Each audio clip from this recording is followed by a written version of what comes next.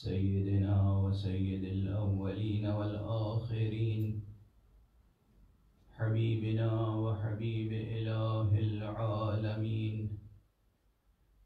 إمام المرسلين وخاتم النبيين أبي القاسم المصطفى محمد اللهم صل على محمد وآل محمد وعلى أهل بيته الطيبين الطاهرين الهداة المهديين المعصومين المظلومين واللعنة الدائمة على أعداء الحق والدين.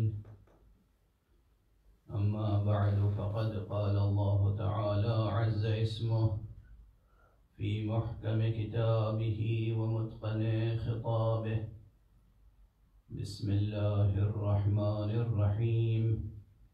ألم تر كيف ضرب الله مثلا كلمة طيبة كشجرة طيبة أصلها ثابت وفرعها في السماء تؤتي أكلها كل حين بإذن ربها ويضرب الله الأمثال للناس لعلهم يتذكرون.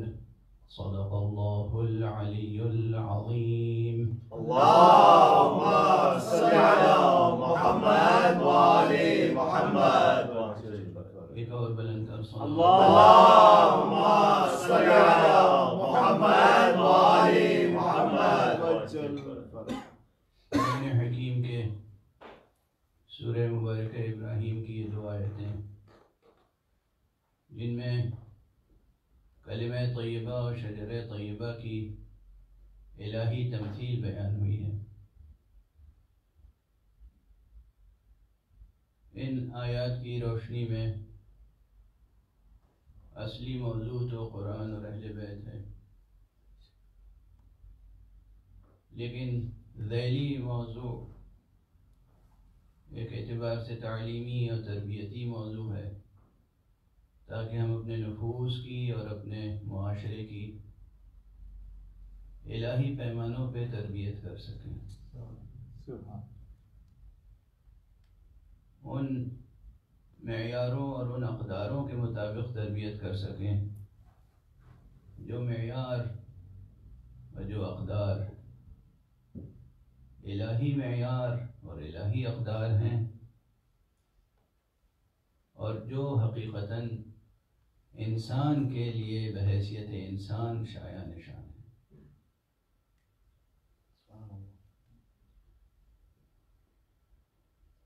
اگر آیت کریمہ کے لفظی ترجمے سے گفتگو کا آغاز کیا جائے تو خود لفظی بحثیں بھی شاخ در شاخ بہت سے مسائل اور مطالب تک لے جاتی ہیں. مثلا جب لفظ مثل آتا ہے سامنے، الم تر کیف ضرب اللہ مثلا، الم تر یہ پہلا فقرہ آیت کا یہ قرآن مجید کی اس خصوصیت کی طرف توجہ دلاتا ہے کہ قرآن مجید نے ذہنوں کو پروان چڑھانے کے لیے کیسے کیسے فکر انگیز اسالیب اختیار کیے. اسلوب کلام کبھی کبھی کوئی مضمون ذہن کو پروان چڑھاتا ہے، کبھی کبھی کوئی اسلوب ذہن کو پروان چڑھاتا ہے، کبھی کبھی کوئی بات ذہن کو پروان چڑھاتی ہے، کبھی کبھی وہ انداز بیان جس انداز سے بات کو کہا جائے وہ ذہن کو پروان چڑھاتا ہے. قرآن مجید میں جو باتیں کہی گئیں، جو مضامین بیان کیے گئے، وہ بھی ذہن انسانی کو پروان چڑھاتے ہیں، اور جس انداز سے باتیں کہی ہیں رب کریم نے وہ انداز بھی ذہن کو پروان چڑھاتا ہے. تو یہ ایک قرآن مجید کی خصوصیت ہے جس کی طرف مطالعہ کرنے کی ضرورت ہے، مستقل تصنیف و تالیف کی ضرورت ہے کہ قرآن مجید کے اسالیب، لفظی اسالیب، وہ سانچے، وہ پیٹرن، وہ کنسٹرکشنز، لفظوں کے وہ تراکیب جو فکر انگیز ہیں کیسے کیسے حق سبحانہ و تعالیٰ نے اختیار فرمائے اور کن کن مواقع پر اختیار فرمائے، یعنی کس بات کو سمجھنے کے لیے فکر کو پروان چڑھایا جائے، کس نامعلوم حقیقت تک پہنچنے کے لیے کسی معلوم قضیے سے مدد لی جائے،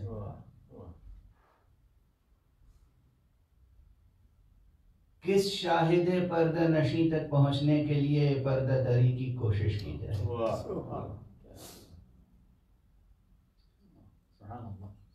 تو یہ علمی مطالب بھی ہیں، ادبی بھی ہیں، اور ساتھ ساتھ قرآنی اور عرفانی بھی ہیں۔ تو الم ترى، کیا تم نے نہیں دیکھا، کیف ضرب اللہ، کیسے اللہ نے مثال دی ہے۔ یہ مثلاً پر ایک پوری بحث سامنے آ جاتی ہے جو اس سے قبل اجمالاً میں نے کہیں کی ہے، لیکن ابھی اس کی تو حد تفصیل باقی ہے کہ قرآن مجید کا اپنا نظام لفظی سطح پر بھی استعاراتی نظام کیا ہے، کس طرح سے قرآن مجید نے نادیدہ معانی کو محسوس و ملموس و مشہود مثالوں میں بیان کیا ہے۔ دیکھیے، آپ ایک چیز کو دیکھتے رہتے ہیں اور پھر آپ چمن میں جاتے ہیں، گلاب کا مشاہدہ کرتے ہیں، گلاب کی خوشبو، گلاب کا رنگ، گلاب کی نضارت، گلاب کی پنکھڑیوں کی بناوٹ، ایک ایک چیز آپ کو متوجہ کرتی ہے، آپ اسے دیکھتے رہتے ہیں، اور آپ اپنے کسی معشوق یا محبوب کا چہرہ بھی دیکھتے ہیں، یہ بھی دیکھتے ہیں، وہ بھی دیکھتے ہیں، اور اس چیز کی اس سے تشبیہ دیتے ہیں۔ لیکن کبھی کبھی مشکل یہ ہوتی ہے کہ ایک چیز دیکھی نہیں ہے اور اس کی تشبیہ دی جا رہی ہے اس چیز سے کہ جو دیکھی جا سکتی ہے۔ نور حق سبحانہ و تعالی، اللہ سبحانہ و تعالی کی ذات گرامی کسی نے دیکھی نہیں ہے، اور اس کی تشبیہ اگر قرآن دے تو کس چیز سے دے گا؟ اب ہم آپ شعراء عام طور پر یہ تو گل و بلبل اور چمن اور ان چیزوں کی مثالیں لا کر اپنی بات کہنے کی کوشش کرتے ہیں، ظاہر ہے ان کی باتوں میں دل آویزی ہے، لیکن پھر خیال رہے کہ ایک دیکھی ہوئی چیز کی تشبیہ دوسری دیکھی ہوئی چیز سے دینا آسان ہے،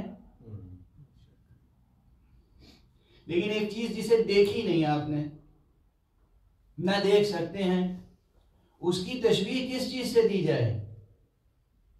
ہے نا، یہ یہاں پر بیان اور قوت بیان اور قدرت بیان کی آزمائش ہے کہ آپ کے اندر کتنی قدرت بیان ہے، زبان پر کتنا قابو ہے، آپ کو اس حقیقت کو کتنا سمجھائے، کس طرح بیان کر سکتے ہیں۔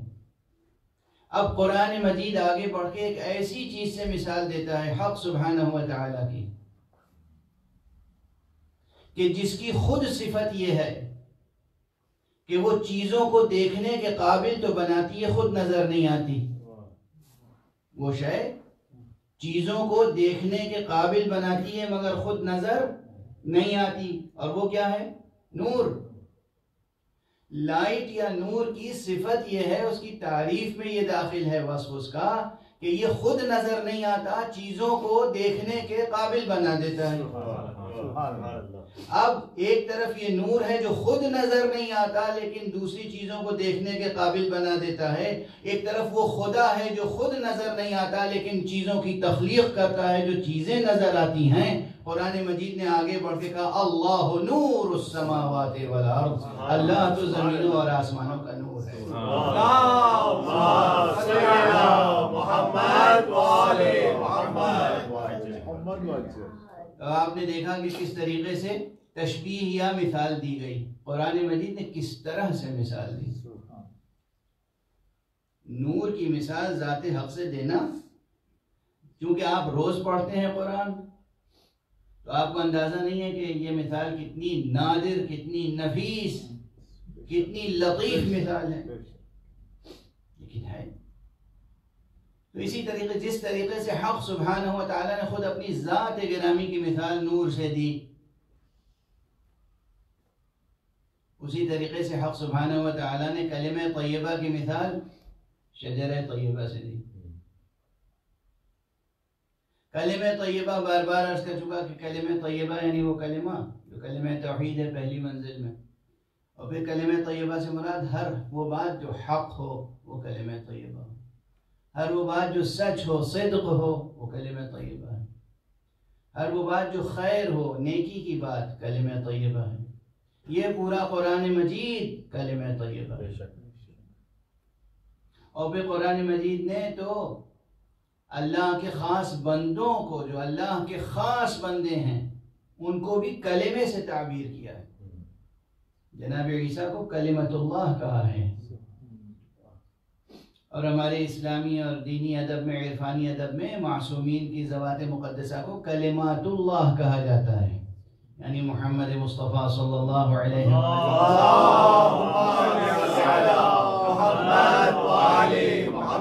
کی ذات گرامی خود کلمت اللہ ہے۔ علی ابن ابی طالب علیہ السلام کی ذات گرامی خود کلمت اللہ ہے۔ حضرت فاطمہ زہرا سلام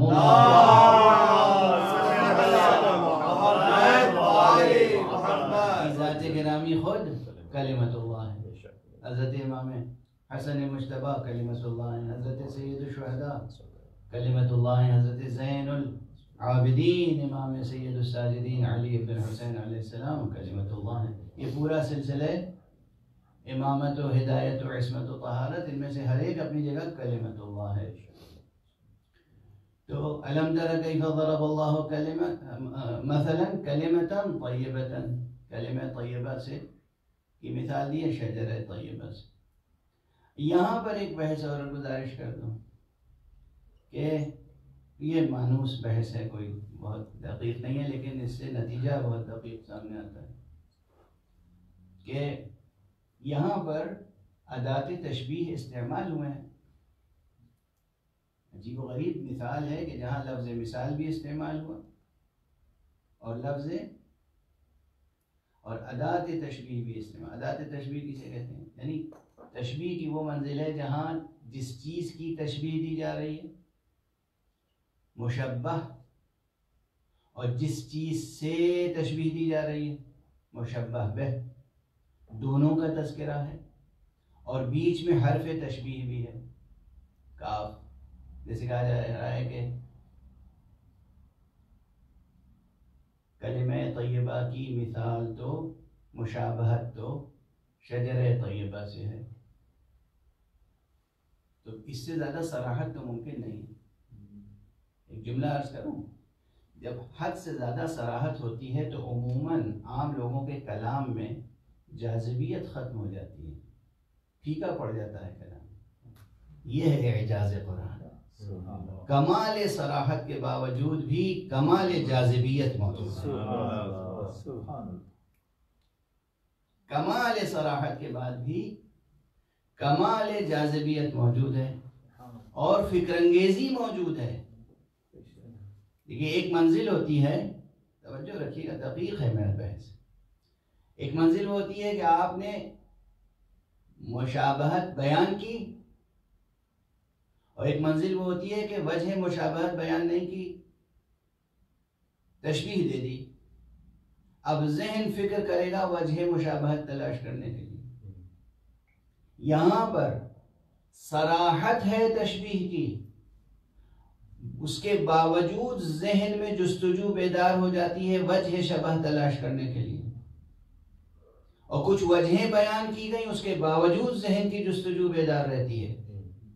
یعنی کیسا نامتناہی ہے یہ کلمہ طیبہ، اور کیسا نامتناہی ہے وہ شجرہ طیبہ۔ کیا تم نے نہیں دیکھا اللہ نے کیسے مثال دی ہے کلمہ طیبہ کی شجرہ طیبہ سے؟ وہ شجرہ طیبہ جس کی جڑ قائم ہے اور جس کی شاخ آسمانوں میں بلند ہے، اور جو ہمیشہ پھل دیتا رہتا ہے اذن پروردگار سے۔ اور پھر کہا وَيَضْرِبُ الْأَمْثَالَ لِلنَّاسِ وَيَضْرِبُ اللَّهُ الْأَمْثَالَ لِلنَّاسِ لَعَلَّهُمْ يَتَذَكَّرُونَ۔ اللہ تو لوگوں کے لیے مثالیں بیان کرتا ہے تاکہ وہ عبرت حاصل کریں، عبرت پکڑیں۔ یعنی موضوع مثال، اسلوب مثال کو اتنی اہمیت قرآن مجید نے یہاں کیوں دی؟ کہ اس لیے تو نہیں تاکہ ذہن میں راسخ ہو جائے کہ کلام حق میں نظام مثال کا، تشبیہ کا اور استعارے کا ایک گہرا نظام ہے، معنی خیز۔ توجہ فرما رہے آپ، یہ ہے بالکل دقیق، ذرا کہہ سکتے ہیں علوم بلاغت سے متعلق ہے یہ بحث، لیکن فضائل کے باب بھی جڑے ہوئے ہیں اس سے۔ اب بس ایک بات عرض کر دوں، کبھی کیا ہوتا ہے کہ ادات تشبیہ، یعنی جس حرف کے ذریعے، جس لفظ کے ذریعے سے تشبیہ دی جائے، اس لفظ اور اس حرف کو حذف کر دیا جائے، اور جس چیز کی تشبیہ دی جا رہی ہے اسے بھی حذف کر دیا جائے، صرف اس چیز کا بیان کیا جائے جس سے تشبیہ دی گئی۔ تو یہ کون سا اسلوب ہوا؟ اسے کہتے ہیں استعارہ، اسے کہتے ہیں استعارہ۔ مثلا ہم کسی سے کہیں کہ دیکھیے زید سے ذرا سنبھل کے ملاقات کیجیے گا، زید تو شیر جیسا ہے، زید سے پنجہ کشی، پنجہ آزمائی آسان نہیں ہے، وہ تو شیر جیسا ہے۔ تو میں نے تو پوری بات کھول کے کہہ دی۔ یہ ایک موقع ہے۔ دوسرا موقع ہوا کہ میں نے زید کا نام ہی نہیں لیا، مجھے معلوم ہے کہ آپ جا رہے ہیں زید کے مقابلے میں، تو میں نے بس کہا کہ سنبھل کے جائیے گا، شیر کا مقابلہ ہے۔ تو زید کا نام نہیں لیا، وہ شیر جیسا ہے یہ نہیں بیان کیا، میں نے تو بس لفظ شیر کہا، سنبھل کے جائیے گا، شیر کا مقابلہ ہے۔ تو یہاں جو تشبیہ دینے والے الفاظ تھے وہ ختم ہو گئے، صرف وہ ذکر رہ گیا جس سے تشبیہ دی گئی۔ واضح ہے بات؟ یہاں پر کلمہ طیبہ اور شجر طیبہ کا جب تذکرہ کیا گیا تو وجہ شبہ اور جناب والا ادات تشبیہ سب موجود ہیں، کاف بھی موجود ہے۔ اور اگر یہ بات سمجھ میں آ گئی کہ اللہ سبحانہ وتعالیٰ کیوں فرما رہا ہے وَيَضْرِبُ اللَّهُ الْأَمْثَالَ لِلنَّاسِ، اللہ لوگوں کے لیے مثالیں پیش کرتا ہے، مثالیں دیتا ہے تاکہ وہ سمجھدار ہو جائیں، تاکہ وہ عبرت حاصل کریں۔ اس کے معنی ہے کہیں ممکن ہے کہ ادات تشبیہ موجود نہ ہو پھر بھی کسی کردار کی طرف اشارہ کیا جا رہا ہو، یعنی اگر حق سبحانہ وتعالیٰ براہ راست کہے بسم اللہ الرحمن الرحیم والتین والزیتون وطور سینین وہذا البلد الامین، تین کی قسم، زیتون کی قسم، تو اب یہ نہ سوچنا کہ یہاں تینوں زیتون کی قسم کھائی جا رہی ہے، اس قاعدے میں غور کرنا کہ پروردگار مثالیں دیتا ہے، مقصود کچھ اور ہوتا ہے۔ اب اگر روایت کہے کہ تینوں زیتون سے مراد حسن اور حسین کی ذوات مقدسہ ہیں تو پھر تعجب نہ کرنا، اعتراض نہ کرنا، رد نہ کرنا، قبول کرنا، یہی عقل قرآنی کا تقاضا ہے۔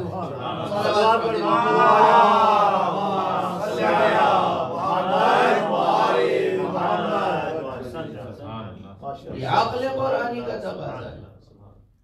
بڑے سے بڑا مفسر ہو اور وہ کہے کہ یہ روایت تو ہے مگر لیس من التفسیر بشیء، یہ نہیں کہہ سکتے آپ لیس من التفسیر بشیء۔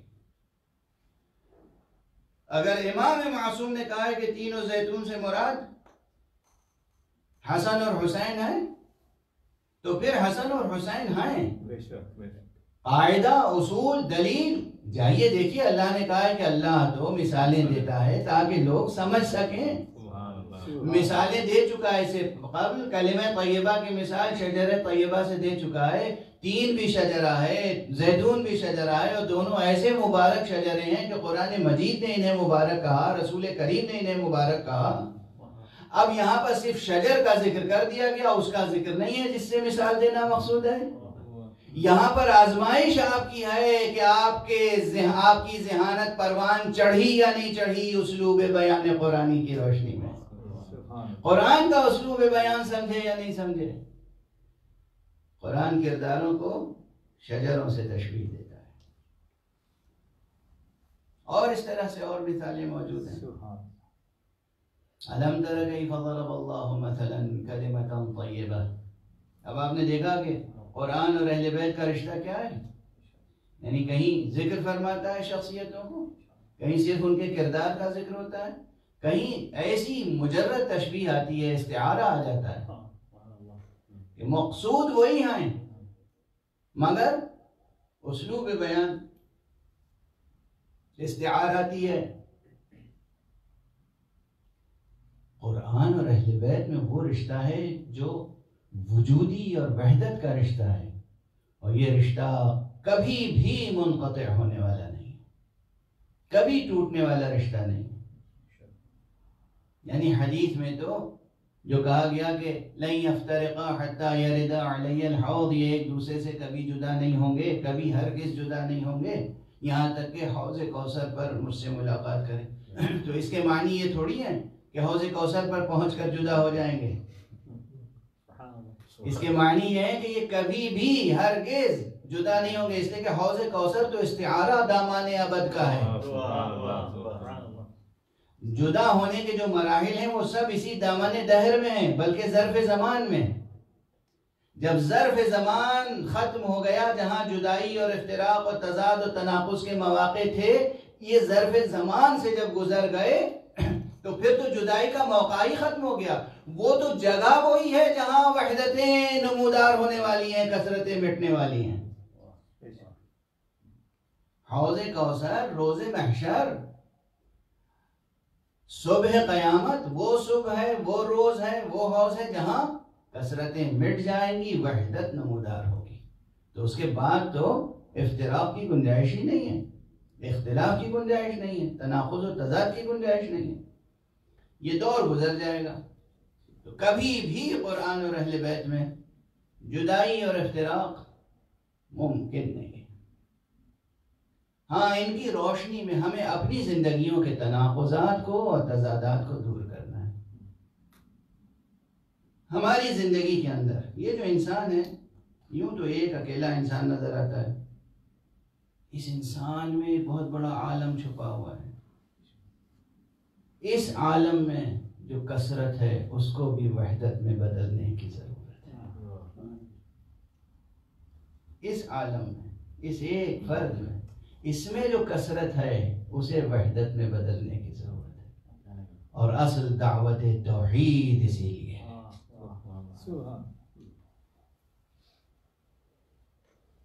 کاش یہ جملے محفوظ رہ جائیں، جو مفہوم عرض کر رہا ہوں وہ منتقل ہو جائیں ذہن تک. حق سبحانہ و تعالیٰ کو کیا نیاز مندی ہے، کیا احتیاج ہے کہ وہ اصرار و تاکید فرمائے کہ تم مجھے مانو، مجھے تسلیم کرو، میری یکتائی کو تسلیم کرو، میری یگانگت کو تسلیم کرو، میری وحدت کو تسلیم کرو. اٹھتے بیٹھتے کلمہ پڑھو، لا الہ الا اللہ، لا الہ الا اللہ، لا الہ الا اللہ. وہ خالق متعال بہت بلند ہے، بے نیاز ہے، غنی علی الاطلاق ہے، کسی قسم کی احتیاج اسے نہیں، کسی قسم کی ضرورت اسے نہیں. اور کس لیے اتنی تاکید ہے کہ آپ لا الہ الا اللہ اٹھتے بیٹھتے کہیں اور اس حقیقت کو تسلیم کریں اور اس میں غور کریں، ڈوبتے چلے جائیں. کس لیے؟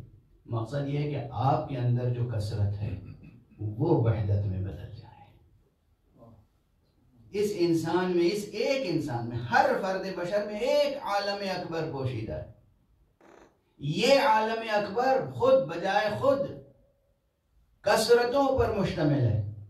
یہ کثرتیں وحدت میں بدل جائیں.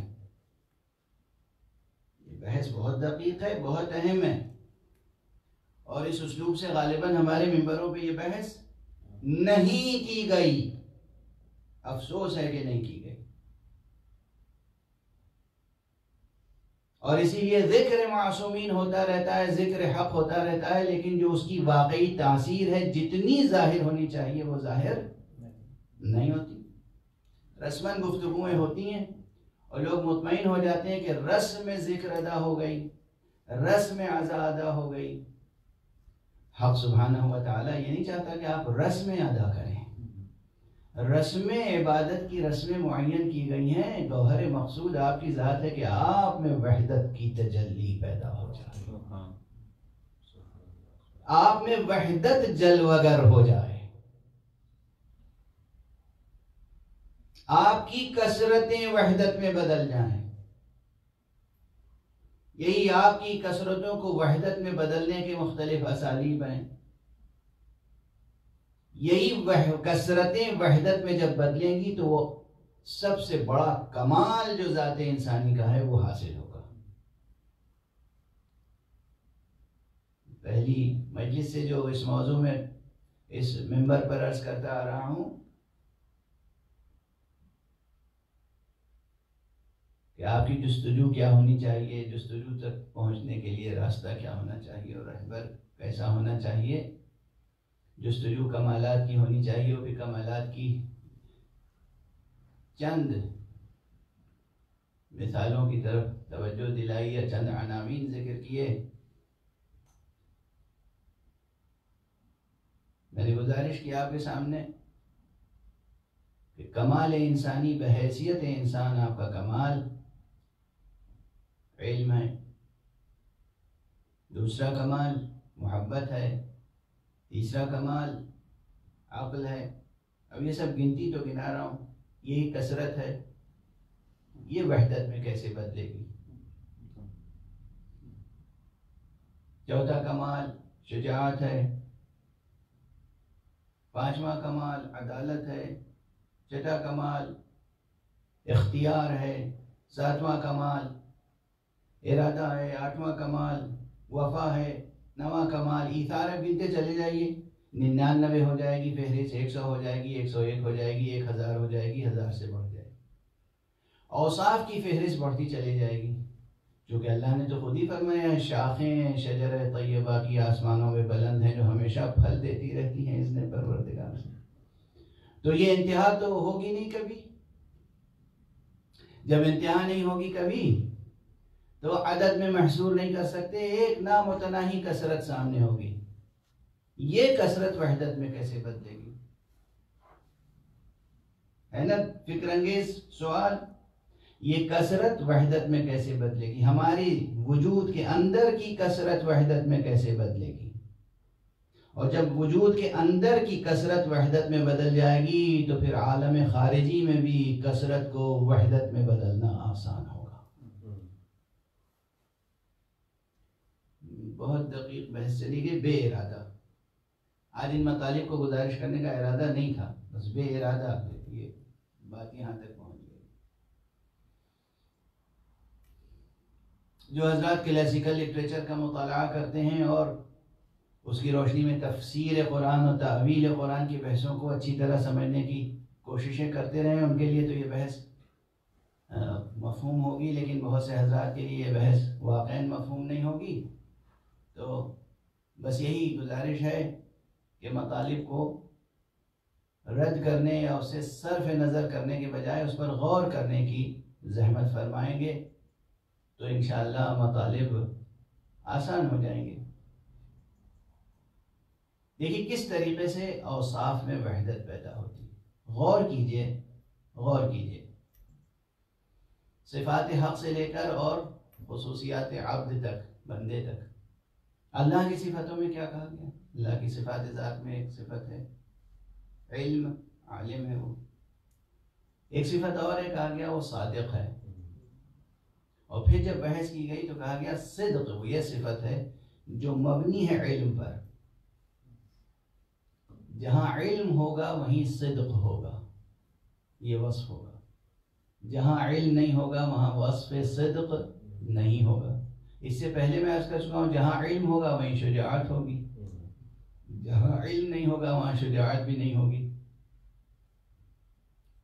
حالانکہ عام نقطہ نظر اس سے بالکل مختلف ہے، یعنی اب تک آپ نے علم و شجاعت کا یہ رشتہ نہیں سنا ہوگا، یہی سنا ہوگا کہ جہاں علم ہوتا ہے شجاعت نہیں ہوتی، اور جہاں شجاعت ہوتی ہے وہاں علم نہیں ہوتا۔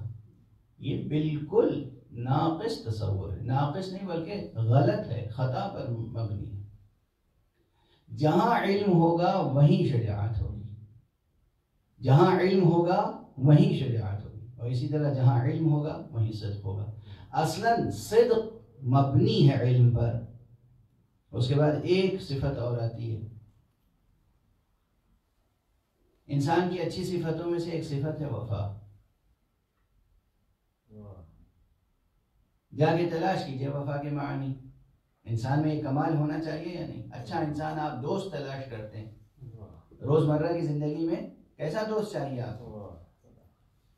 بے وفا یا با وفا؟ کیسا انسان پسند کریں گے آپ؟ کوئی بھی ہو، یہاں دیکھیے دین، مذہب، مسلک، فرقے کی بات تو نہیں ہے۔ مشرق سے مغرب تک، شمال سے جنوب تک، دنیا کے کسی ملک اور کسی شہر میں چلے جائیے اور کسی رنگ کے آدمی سے اور کسی نسل کے آدمی سے پوچھ لیجیے، گورا ہو، کالا ہو، چینی ہو، افریقی ہو، ایشیائی ہو، مغربی ہو، کہ تمہیں کیسا انسان پسند ہے؟ شریک حیات تلاش کرو گے تو کیسی یا کیسا، اور دوست تلاش کرو گے تو کیسا یا کیسی، با وفا یا بے وفا؟ ایک ہی جواب ہوگا، دوسرا کوئی جواب نہیں ہوگا۔ ہمیں وفادار دوست چاہیے، بے وفا دوست نہیں چاہیے۔ اس کے معنی یہ ہے کہ وفا انسانی کمالات میں سے ایک کمال ہے۔ یہ وفا کی جب ڈیفینیشن اور تعریف و تفصیلات آپ تلاش کریں گے کتابوں میں تو بعض جگہ یہ نظر آئے گا کہ وفا اور صدق کا رشتہ ہے۔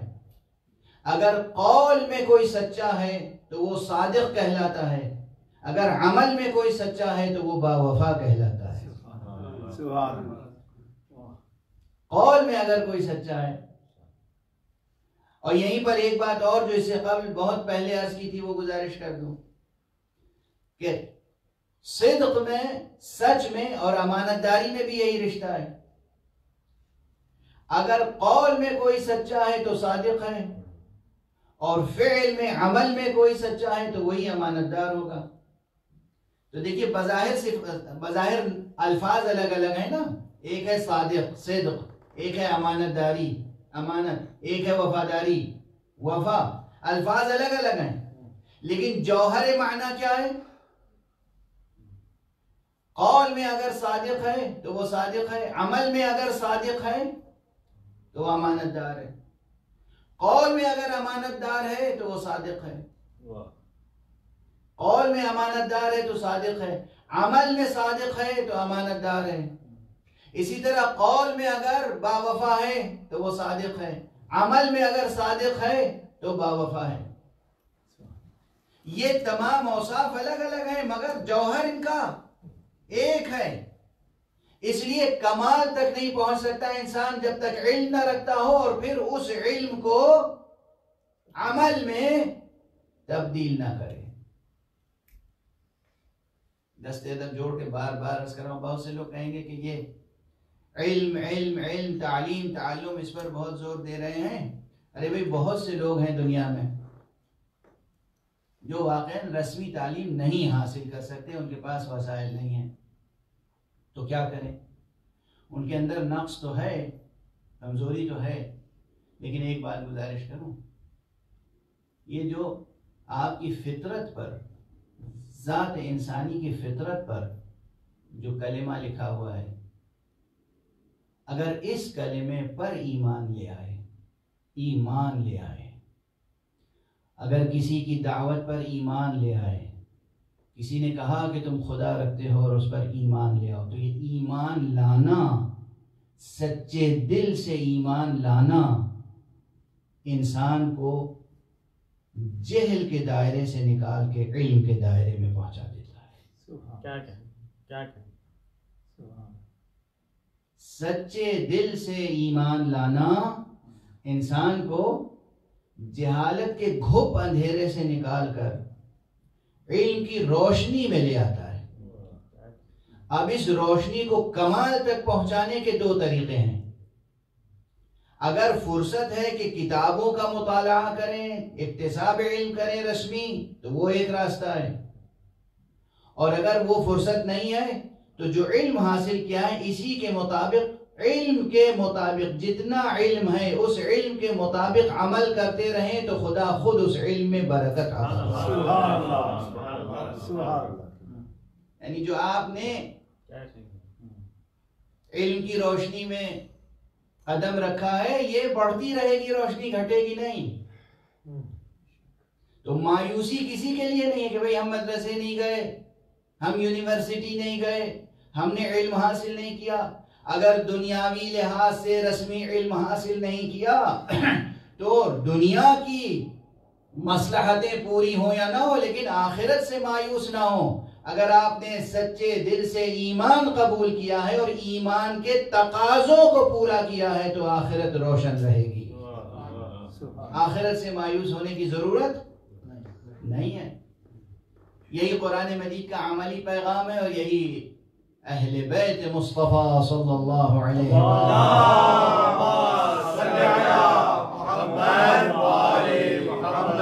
کا عملی پیغام ہے۔ امیر المومنین علی ابن ابی طالب علیہ السلام کی حیات طیبہ، اللہم صلی علی محمد وآل محمد، اور تمام ائمہ اہل بیت اور ان ائمہ اہل بیت کے کی آغوش میں یا ان کے سائے میں پروان چڑھنے والے، ان کے پرنور سائے میں پروان چڑھنے والے جو کردار ہیں وہ گواہ ہیں کہ کس طریقے سے انسان دنیا اور آخرت دونوں کو روشن کر سکتا ہے۔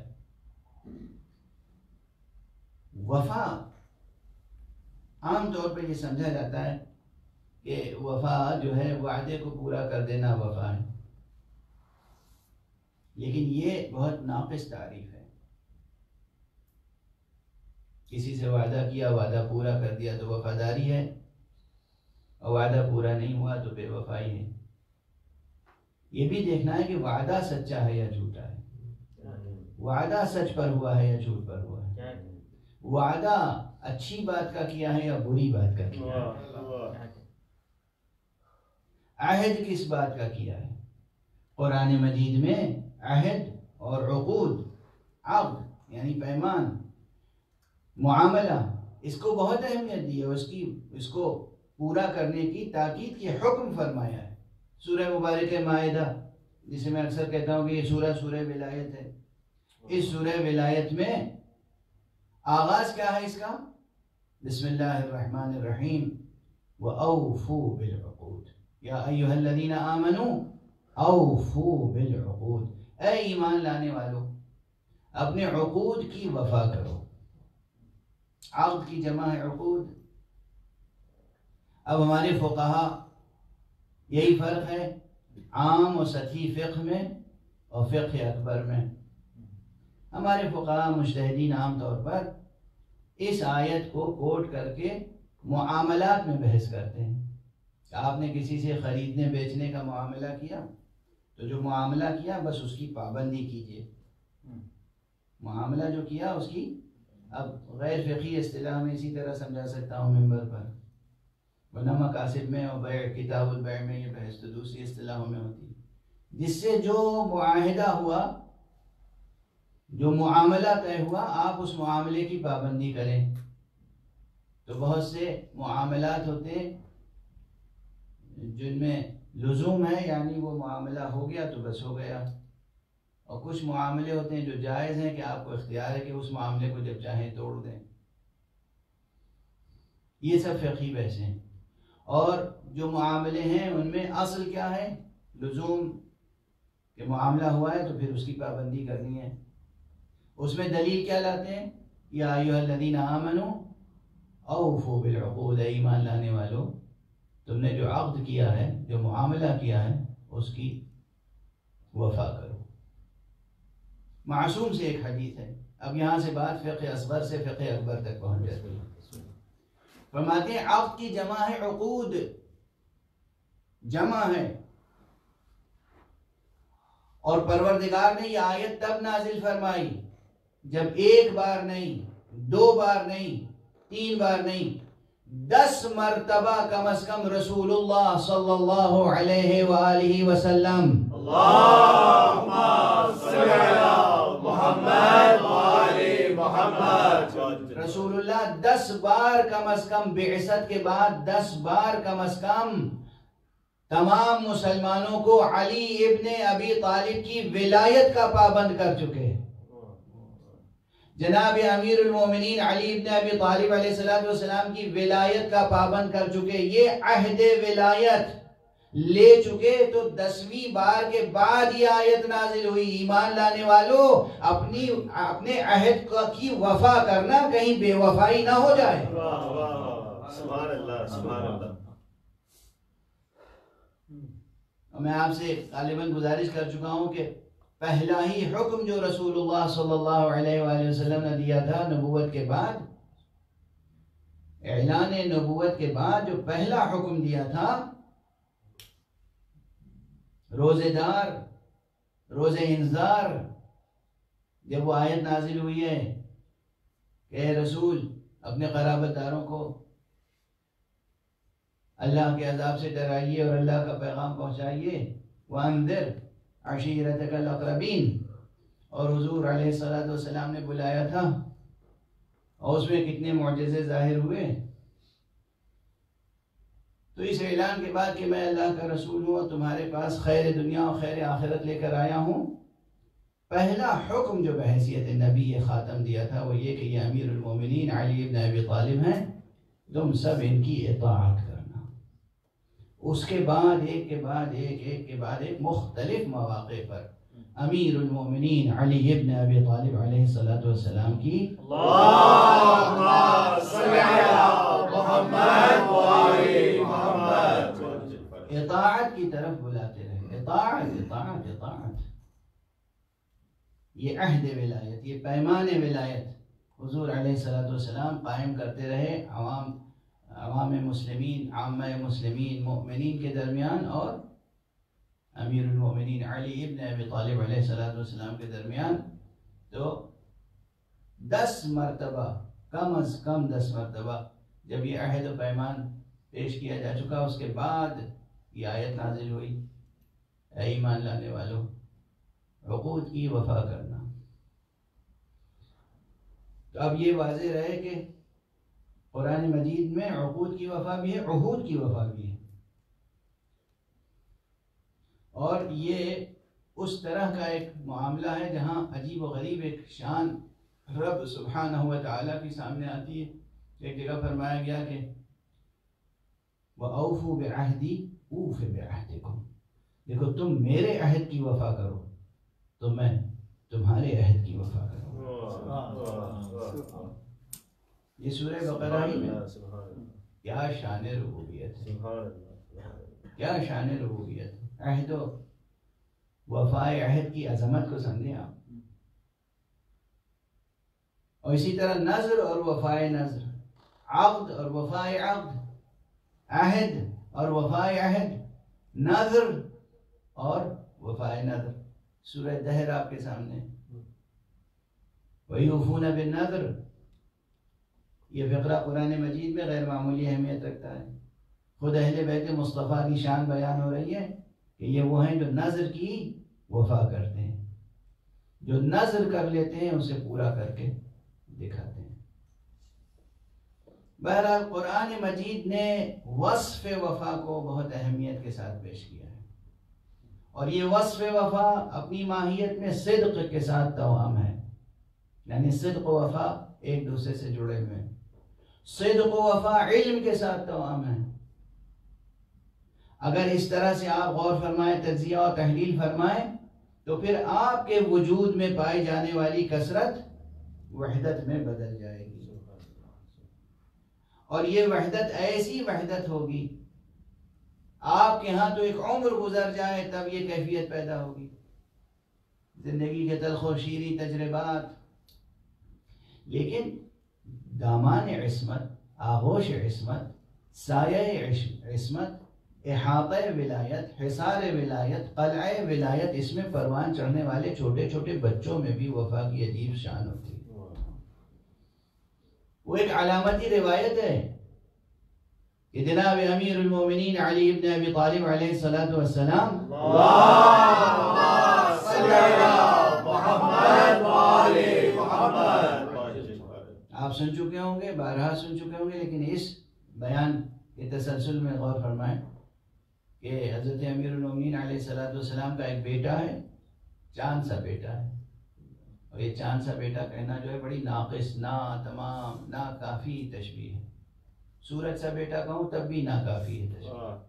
اس بیٹے میں وہ نور ہے، وہ تجلی ہے، وہ جلال ہے، وہ روشنی ہے، وہ حرارت ہے جو نہ چاند میں ہے نہ آفتاب میں۔ نام ہے اس کا ابو الفضل العباس۔ اللہم صلی علی محمد و آل محمد۔ ابھی یہ چھوٹے سے ہیں، یعنی بس وہ سن ہے کہ جب باپ کے زانوں پہ بچہ بیٹھ سکتا ہے، تو باپ کے زانوں پہ بیٹھے ہوئے ہیں، اور بابا نے کہا دیکھیے کثرت کو وحدت میں بدلنے والی بات ہے اور شناخت کی بات ہے۔ کہتے ہیں کہ بیٹا کہو ایک، فرما دیا ایک، کہو دو تو خاموش ہو گئے۔ کیا باپ ہے اور کیا بیٹا، ووالد وما ولد۔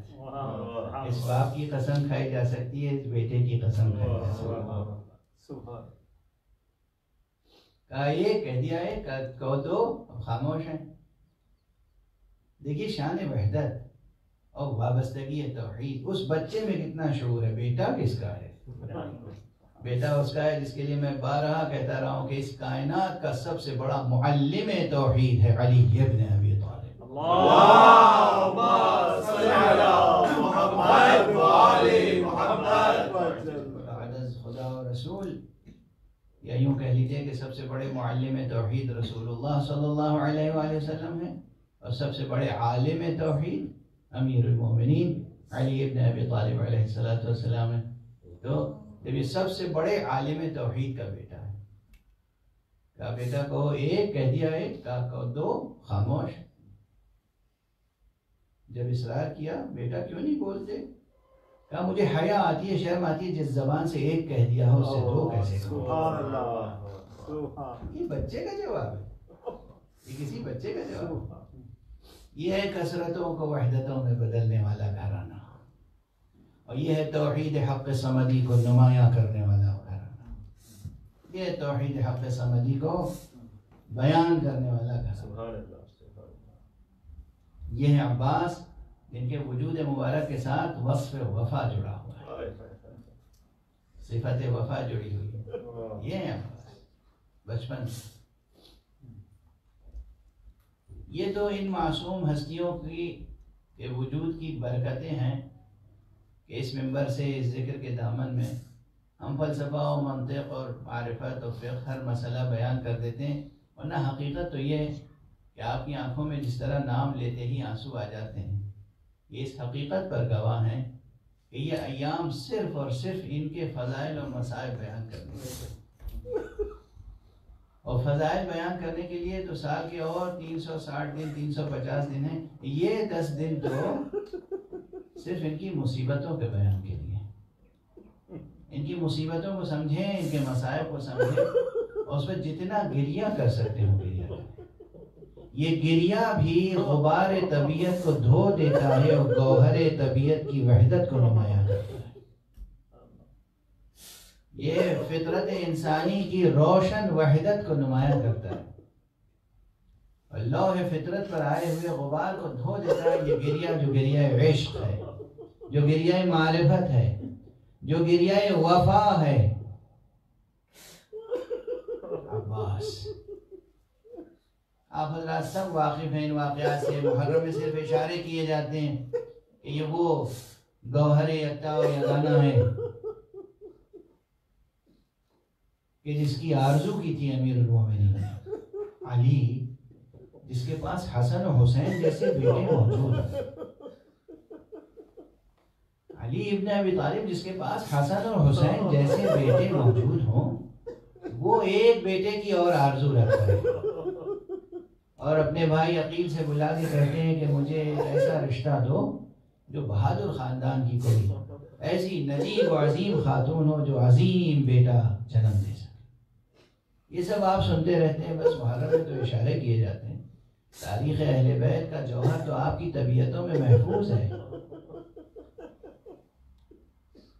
جناب عقیل نے وہ رشتہ دیا جو ام البنین فاطمہ کے لبیہ سے رشتہ ہوا، اور اس بیوی نے 4 بیٹے ایسے جنم دیے، چاروں شیر ہیں، چاروں چرخے وفا کے ماہتاب ہیں، چاروں آسمان محبت و عشق و عرفان کے آفتاب ہیں، لیکن ان سب میں سب سے بڑا ستارہ یہی عباس ہے۔ کربلا میں چاروں بھائیوں نے شہادت پیش کی، چاروں بھائیوں نے شہادتیں پیش کی، لیکن حضرت عباس وہ ہیں کہ جو علمدار حسینی ہیں۔ تو آپ سنتے رہتے ہیں، اکثر سنتے رہتے ہیں کہ فوج حسینی جو مختصر سی فوج تھی، یہ جب جہاد شروع ہوا ایک ایک کر کے جانباز توحید کی راہ میں، توحید حق صمدی کی راہ میں شہید ہوتے رہے، اپنی جان کا نذرانہ پیش کرتے رہے، یہاں تک کہ جب فوج ختم ہو گئی کوئی باقی نہ رہا سوائے بچوں کے، تو حضرت ابو الفضل عباس آئے اور آقا حسین کے سامنے سر جھکا کے کھڑے ہو گئے۔ آقا اجازت ہے میں بھی میدان میں جاؤں؟ حضرت امام حسین نے فرمایا بھیا تم تو میرا لشکر ہو، تم تو میرے لشکر کا کہ علم بردار ہو۔ اور حضرت عباس نے اس وقت فرمایا ہے بھیا آقا وہ لشکر کہاں رہ گیا جس کا میں علم بردار ہوں۔ میں اس سے پہلے کبھی عرض کر چکا ہوں، دونوں جملے اپنی جگہ بامعنی ہیں، بہت بامعنی ہیں۔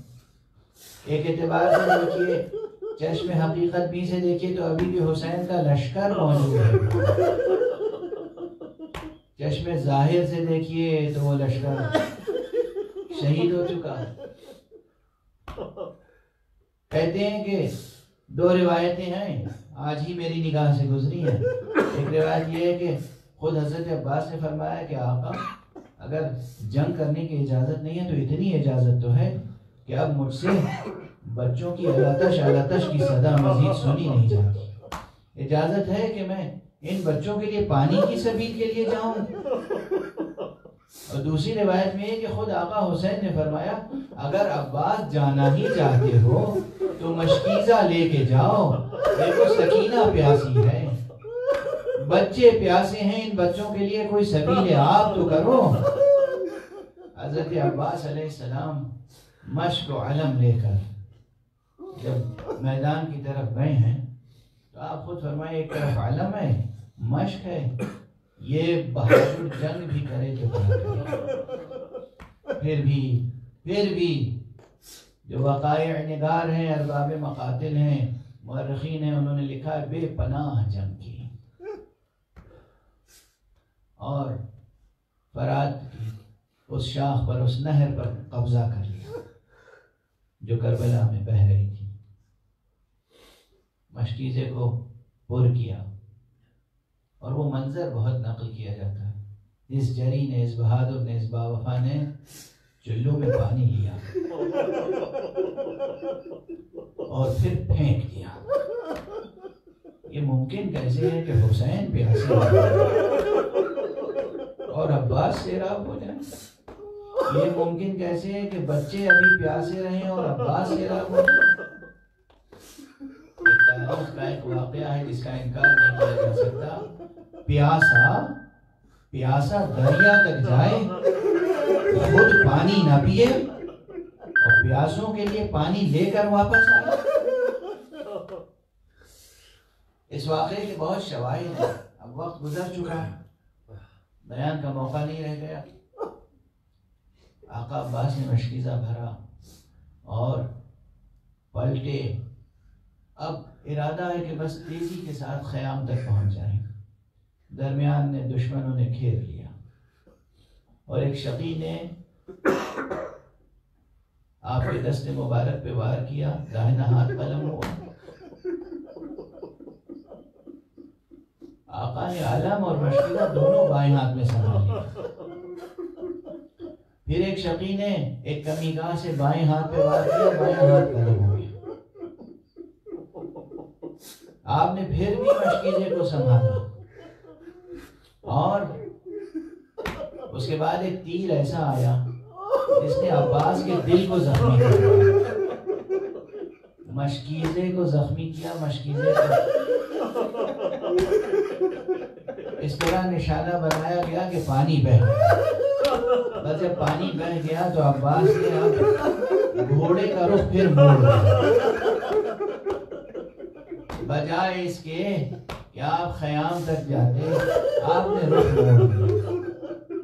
اسی لیے بعض بزرگوں نے لکھا ہے کہ جب آقا نے آواز دی گھوڑے سے گرتے گرتے آواز دی ہے اور حضرت ابو عبداللہ علیہ السلام چلے ہیں تو آقا کا گھوڑا چلتے چلتے رکا، درمیان میں رکا۔ حضرت امام حسین نے اس سے خطاب کیا کہ بس اب تھوڑی دیر کی زحمت اور ہے، یہ بتا خیر کیوں گیا، میرا ساتھ دے دے۔ تو گھوڑے نے آقا کی طرف سر اٹھا کے دیکھا اور زمین کی طرف اشارہ کیا۔ امام نے زمین کی طرف دیکھا تو دیکھا عباس کا داہنا ہاتھ،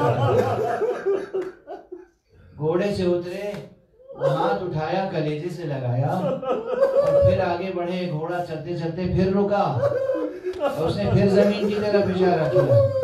آقا نے دیکھا کہ بایاں ہاتھ کٹا ہوا، پھر گھوڑا آگے بڑھا، آقا عباس کے لاش تک پہنچے کہ آقا عباس تک پہنچے، ابھی رمق جان باقی ہے، لیکن ایک آنکھ میں تیر پیوست ہے، ایک آنکھ لہو سے بھری ہوئی ہے۔ جناب ابو الفضل عباس نے جب کسی کے آنے کی آہٹ محسوس کی تو ایک مرتبہ ایک جملہ کہا کہ ابھی میرا سر قلم نہ کرنا، میں نے آواز دی ہے میرا آقا ضرور آئے گا۔ آقا نے یہ جملہ سنا اور مزید تڑپ گئے۔ میں تصویر کشی لفظوں میں نہیں کر سکتا کس طرح بھائی کے لاشے پہ جھوکے ہوں گے۔ عباس میں آ گیا ہوں، یہ ممکن کیسے ہے کہ میرے رہتے ہوئے کوئی تمہارا سر قلم کر لے۔ عباس نے ایک مرتبہ کہا آقا آپ آ گئے، بس میری ایک آرزو ہے جاتے جاتے آپ کے روح مبارک کی زیارت کر لوں، مگر ایک آنکھ میں تیر ہے، ایک آنکھ میں لہو ہے، میں مجبور ہوں۔ آقا نے دامن عباس سے چشم مبارک عباس کا لہو صاف کیا۔ عباس نے آنکھیں کھولی اور کہا السلام علیکہ یا ابن رسول اللہ، اے فرزند رسول، میرے آقا آپ پر آخری سلام ہو۔ عباس نے آخری سلام کیا اور دار فانی کو وداع کیا اور حسین نے نوحہ پڑھا ہے عباس تمہارے مرنے نے میری قبر توڑ دی، میرے لیے تدبیر کی راہیں مسدود ہو گئی۔ عزیزو مجھے 5 مصرے یاد آ رہے ہیں، 5 مصرے، یہ 5 مصرے ایک مخمس ہے جو جناب ابو الفضل عباس کی مادر گرامی جناب ام البنین کا نوحہ ہے۔ عموماً جاتی تھی جنت البقیع میں اپنے بچوں کے لیے 4 قبروں کے نشان بناتی تھی اور اس کے بعد ایک ایک قبر پر ایک ایک بیٹے کا نام لکھتی تھی اور پھر نشان مٹا دیتی تھی، یہ کہیں کہ میں تمہارا ماتم نہیں کروں گی، میں تو حسین کا ماتم کروں گی جس کی ماں آج رونے کے لیے زندہ نہیں ہے۔ لیکن کبھی کبھی اپنے بیٹوں کے لیے بھی ماتم کرتی تھی، نوحہ پڑھتی تھی۔ وہ عجیب و غریب مصرے ہیں، فرماتی ہیں یا من رأى العباس کر علی جماہیر النقد، اے وہ لوگوں جنہوں نے میرے عباس کی جنگ و پیکار دیکھی ہے۔ میں ترجمہ آزاد ترجمہ کر رہا ہوں۔ یا من رأى العباس کر علی جماہیر النقد وَبَرَاهُ مِنْ أَبْنَاءِ حَيْدَرَ كُلُّ لَيْثٍ ذِي لَبَدٍ، اور جب وہ چلتا تھا تو اس کے پیچھے حیدر کی اولاد ہوتی تھی، علی کے سارے بچے اس کے پیچھے پیچھے ہوتے تھے۔ وَيْلِي عَلَى شِبْلِي أَمَالَ بِرَاسِهِ ضَرْبُ الْعَمَدِ، اے میرے بچے وائے ہو تیرے سر پر گرز گراں لگایا گیا، لو کان سیفک فی یدیک لما دنا منہ احد، ارے تیرے ہاتھوں میں تلوار ہوتی تو مجال تھی کہ کوئی اس سے قریب آ جاتا۔ انا للہ و انا الیہ راجعون۔ رضا بقضائه وتسليما